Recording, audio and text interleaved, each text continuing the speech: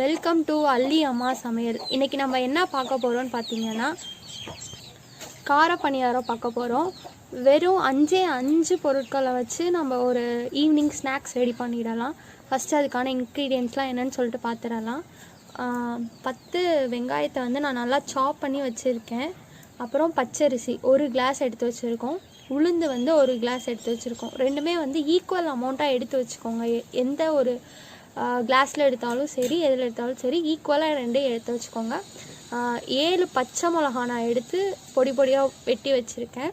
அடுத்து வந்து கொஞ்சம் கருவேப்பிலை எடுத்து வச்சுருக்கேன். இப்போ வந்து நம்ம உளுந்தையும் அரிசியும் வந்து ஊற வச்சுட்டு கொஞ்சம் ஒரு மணி நேரம் ஊற வச்சுட்டு அரைச்சி மாவாக எடுத்துடலாம். இப்போ வந்து நம்ம கடாயில் வந்து எண்ணெயை ஊற்றிடலாம்.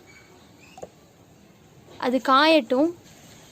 இப்போ வந்து நம்ம வந்து பச்சரிசியும் உளுந்தையும் வந்து நல்லா அரைச்சி வச்சுக்கிட்டாச்சு. கொஞ்சம் தண்ணி ஊற்றி கொஞ்சம் தேவையான அளவு உப்பு போட்டுக்கோங்க. இப்போ வந்து நம்ம எல்லாத்தையும் ஆட் பண்ணிடலாம். ஃபஸ்ட்டு வந்து பச்சை மிளகாயை வந்து அதில் வந்து ஆட் பண்ணுறோம். அடுத்து வந்து கருவேப்பிலை, அதுக்கப்புறம் வந்து நம்ம கட் பண்ணி வச்சுருக்க வெங்காயத்தை மாவோட சேர்த்துக்கலாம். ஆட் பண்ணி நல்லா பிணைஞ்சு விட்டுக்கலாம். வெங்காயம் வந்து கொஞ்சம் நிறையாவே ஆட் பண்ணிக்கோங்க, அப்போ தான் நல்லா டேஸ்ட் கொடுக்கும். இப்போ நல்லா பிணைஞ்சாச்சு.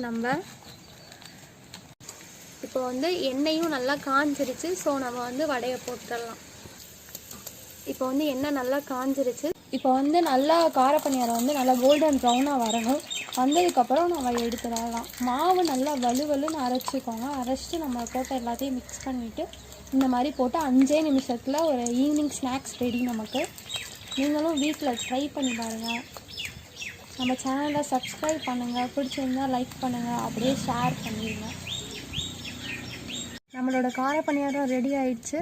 சர்வும் பண்ணியாச்சு. நீங்கள் உங்கள் வீட்டில் செஞ்சுட்டு எப்படி இருக்குன்னு சொல்லுங்கள்.